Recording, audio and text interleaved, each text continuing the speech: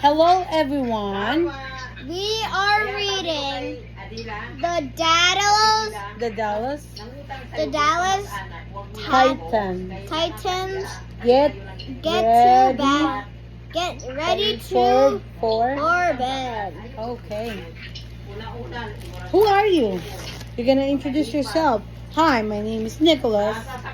My name is Nicholas. And who am I? And this is my mom. Okay.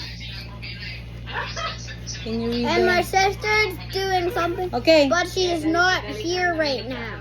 Okay, here. The Dallas The Dallas Titans Get get ready for for bed bed. by By Carla Carla. Custom. I don't want to. Okay, come on. Nick, you're the one who chose this book. The The big game is over. Under the lights, the football field shines green above the green field. The high night sky is full of yellow yells and screams, tears and stars. It is 27 minutes after 10 o'clock on Monday night, and the Dallas Titans have just won a big game. the cheerleaders do double reverse banana splits, and we are roaring We are scoring slips and slides. The crowd keeps going crazy.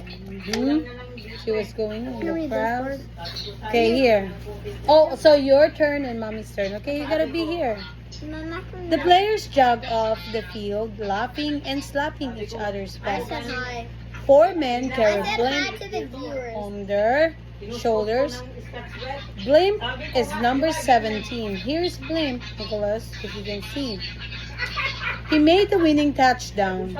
Up in the stands, Blimp's mother, Mrs. Blimp, cries because she is so happy. 3 men carry Jones.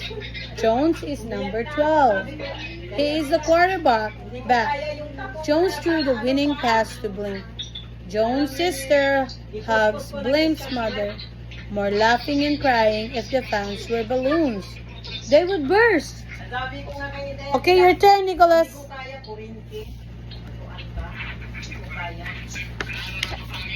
There. Mom, can you read this one? Yes. Can you read this one? Okay. It looks as if everybody in the world is in the locker room. There are 45 5 players, 8 coaches. coaches, and coaches, a doctor for bones, and a doctor for everything else.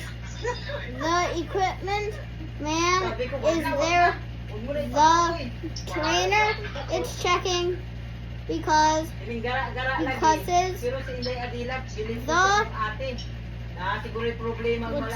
what is this word? Assistants are handling out towels and ice bags. Okay. The owner is smiling. There are reporters taking notes for magazines and newspapers. Photographers firing flashbulbs, a TV cameraman, and Selinka's little brother. Selinka's knees hurt.